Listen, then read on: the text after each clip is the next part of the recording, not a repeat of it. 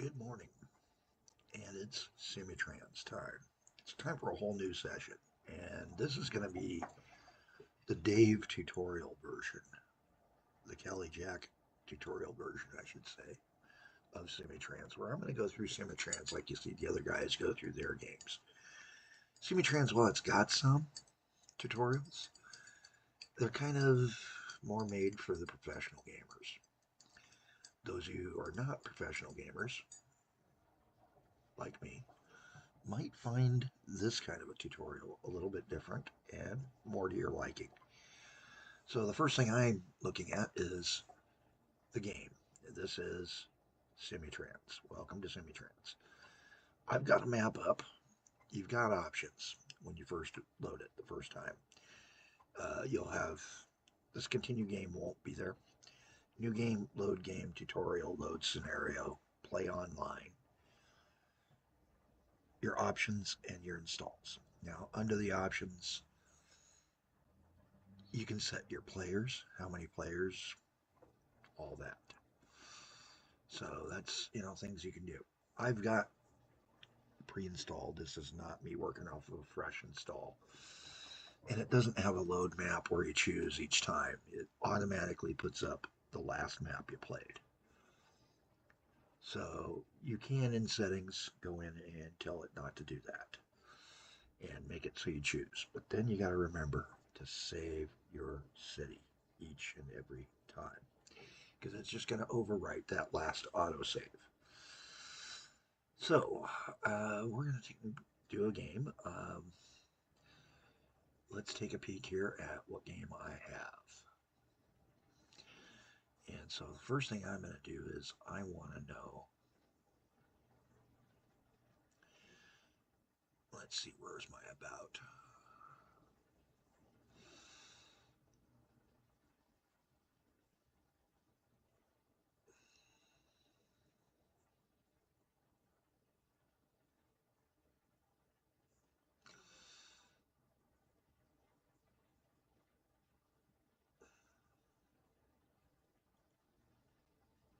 Not in that one. Where did they move that to on me? It used to be an about button. You could find out your information a lot faster about the map you were playing. Well, let's just do it this way. I've already saved this map that we're going to teach you on. It's a good map. It's a 1930s map. So let's take a look. I'm on a 256 by 256. This is map 40, one of my favorites. And we're going to take and give a try. Now, this is an expanded version. It's normally a 192 by 192, if I remember right. Let's double check. Yeah, 192 by 192 is the normal size. We're at 256 by 256. You can choose to adjust your number of cities, the citizens per city, the longest roads that it will build between cities automatically in advance, how many factories and shops, and how many tourist attractions. You can adjust your timeline settings, so you can go either by highlighting it and typing in a year. And look at that, you can go 1499 to 2999 for a start time. So it does have it. It does not have super hyper things like hyperloops and things like that yet. It would not surprise me if these guys eventually added that to this. Though they're not as active of a modding group as the guys over at OpenTDD. If you're an Open Transport Tycoon Deluxe fan, yeah, you guys are a bit more active than these guys.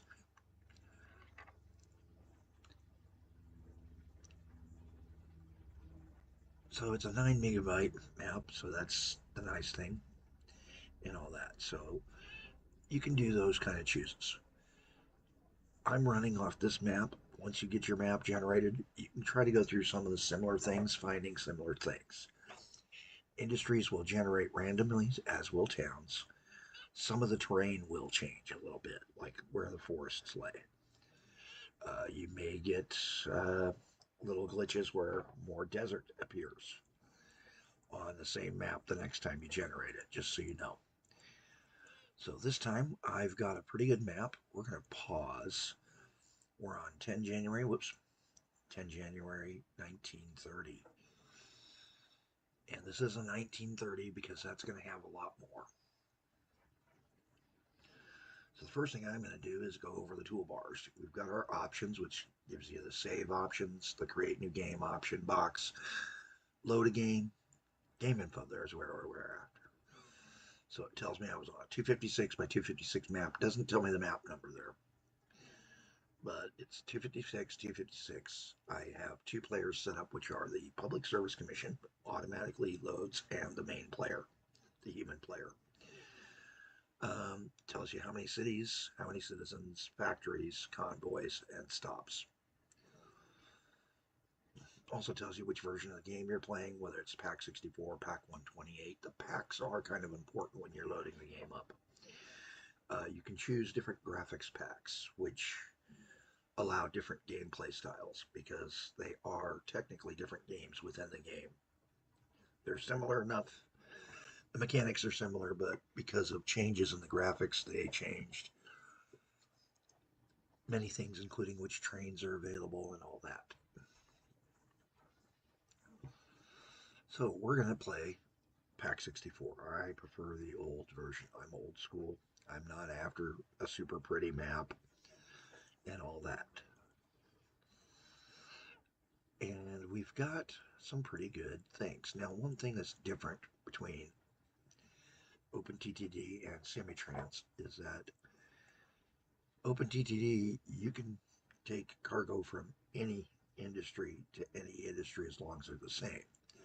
OpenTTD has pre-existing contracts between those industries you're serving. A little bit more realistic in reality because, you know, you're not just going to haul coal someplace and find out that, oh no, we're contracted with somebody else.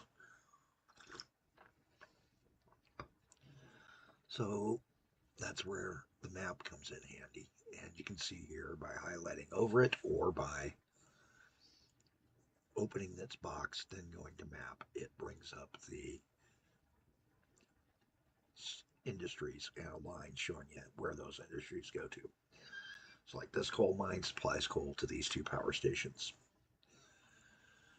And coal's a good one to get started on. Now, one thing I'm looking at is with that, we've got this whole valley. And this whole valley has things going on in it. To a printing works, to a bookshop.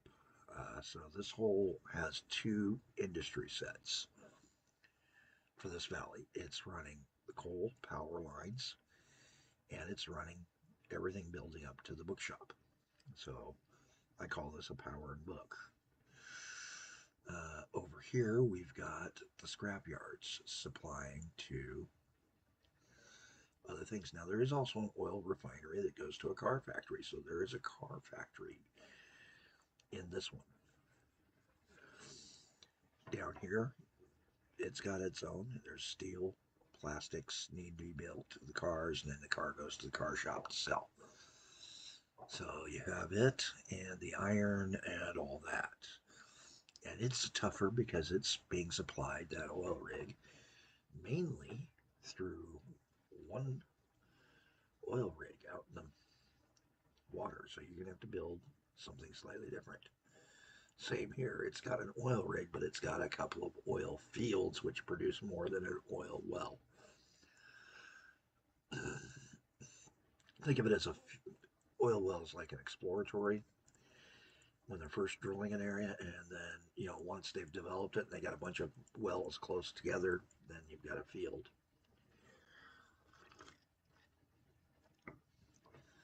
So we're going to start our company over here. Now, there are 4 cities on this side of the river and 4 over here. Plus, we're viewing this as like the dividing line between the two companies. So we're going to set up 2 different companies in this game. First thing is personalization. It's not as complex as in OpenTTD or other games. You don't have quite as many options. To get into your player list, you hit lists. This one with the player shadow or the guy in a hat shadow. Hit the green button. You can change your character name and put a password lock on it if you want. We're going to call this one Calico Western.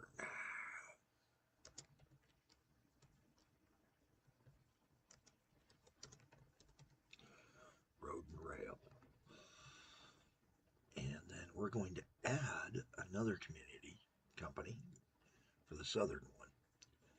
So by going through these, you can choose goods AI, passenger AI, scripted AIs, leave the slot empty, or manual human.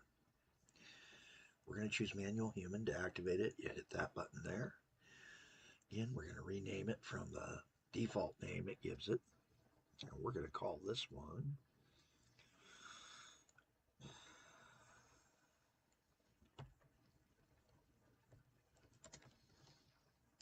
Eastern Transports. So we've got two companies. Both of them are going to start out with $200,000. Our Public Service Commission already spent a ton of money, and it's going to be a constant loser. You can use the Public Service Commission to build goods because it does not have to worry about bankruptcy the way the companies do, which is cheating in a sense. And yet also you can use that to try to force the two companies or the two players into other options. Hey, so this has been 12 minutes of just the basics. I'm going to start going through this. This is episode 1 of CaliJack's tutorial, Simutrans tutorial. Thanks for watching, and have a better day than I'm having.